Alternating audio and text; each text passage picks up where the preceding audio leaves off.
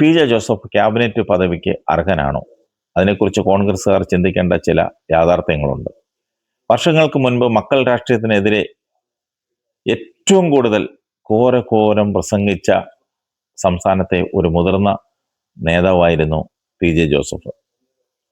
എന്നാൽ ഇന്ന് സ്വന്തം പാർട്ടിയിൽ മകന് ക്യാബിനറ്റ് പദവിയോടെ ചീഫ് വിപ്പ് സ്ഥാനം കിട്ടിയതിനു ശേഷമാണ് പി ജെക്ക് ക്യാബിനറ്റ് പദവിക്ക് വേണ്ടി സമ്മർദ്ദം ചെലുത്തുന്നത്.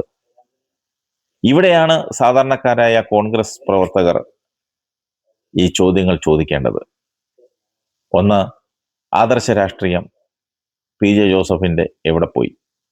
ഒരു കാലത്ത് മക്കൾ സ്ഥാനമാനങ്ങളെയൊക്കെ എതിർക്കുകയും തത്വാധിഷ്ഠിത രാഷ്ട്രീയം പറയുകയും ചെയ്ത ഈ നേതാവ് ഇന്ന് പദവികൾക്കായി രംഗത്തിറങ്ങുന്നത് യു ഡി എഫിന്റെ വിശ്വാസ്യതയെ തന്നെയാണ് ചോദ്യം ചെയ്യുന്നത്. പ്രവർത്തകരുടെ അധ്വാനത്തിന് ഇവിടെ എന്താണ് വില? രാപകലില്ലാതെ തെരുവിലും സമരരംഗത്തും കിടന്ന് ചോരയും നേരിയും നൽകുന്ന സാധാരണ കോൺഗ്രസ് കേഡർമാരെ തഴഞ്ഞ് ഘടകകക്ഷി നേതാക്കളുടെ ആവശ്യങ്ങൾക്ക് മുൻഗണന നൽകുന്നത് എത്രത്തോളം ന്യായമാണ്? ഇരട്ടത്താപ്പും പൊതുജന രോക്ഷവും ഖജനാവിൽ പണമില്ലെന്ന് പറഞ്ഞു ജനങ്ങൾ ബുദ്ധിമുട്ടുമ്പോൾ ഭരണപക്ഷത്തിരുന്ന് സർക്കാരിന്റെ ആനുകൂല്യങ്ങളും ക്യാബിനറ്റ് പദവിയും വാങ്ങാൻ നോക്കുന്നത് ജനങ്ങൾക്കിടയിൽ തെറ്റായ സന്ദേശമല്ലേ നൽകുന്നത്? ഇത് ഓരോ കോൺഗ്രസ് പ്രവർത്തകനും ചോദിക്കേണ്ട ചോദ്യമാണ്. ക്യാബിനറ്റ് പദവി നൽകുന്നതിൽ തീരുമാനം വൈകുന്നത് കോൺഗ്രസിനുള്ളിൽ തന്നെ ഉയർന്ന ശക്തമായ അമർഷവും തർക്കവും മൂലമാണെന്നാണ് പുറത്തുവരുന്ന വാർത്ത. ഇത്തരം നീക്കങ്ങൾക്ക് മുന്നിൽ വഴങ്ങിക്കൊടുക്കണമോ അതോ മുന്നണിയുടെ അസ്തിത്വം സംരക്ഷിക്കണമോ എന്ന് ഓരോ കോൺഗ്രസ് നേതാക്കളും യു ഡി എഫ് നേതൃത്വവും ഗൗരവമായി ചിന്തിക്കേണ്ടിയിരിക്കുന്നു.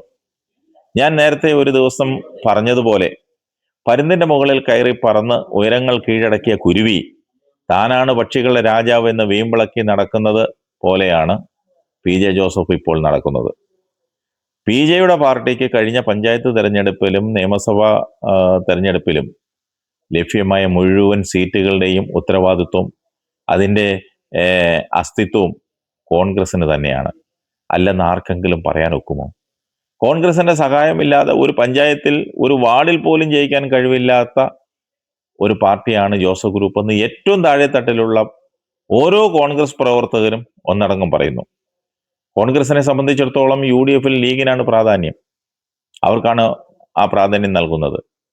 അവിടെ പി ജെയോ കേരള കോൺഗ്രസോ ഒരു പ്രശ്നവുമല്ല. ലീഗ് കഴിഞ്ഞേ മറ്റൊരു പാർട്ടിയുള്ളൂ. ലീഗിന് കൊടുത്തിട്ടേ ബാക്കിയുള്ളവർക്കുള്ളൂ. ലീഗിന്റെ തീൻമേശയിൽ നിന്നും താഴെ വീഴുന്ന അപ്പകഷ്ണത്തിന് മാത്രമേ കേരള കോൺഗ്രസിന് അവകാശമുള്ളൂ. അതുകൊണ്ട് ക്യാബിനറ്റ് പദവിയൊക്കെ ലീഗിന് കൊടുക്കും. ബാക്കിയുണ്ടെങ്കിൽ മാത്രം പി ജെ ആഗ്രഹിച്ചാൽ മതി.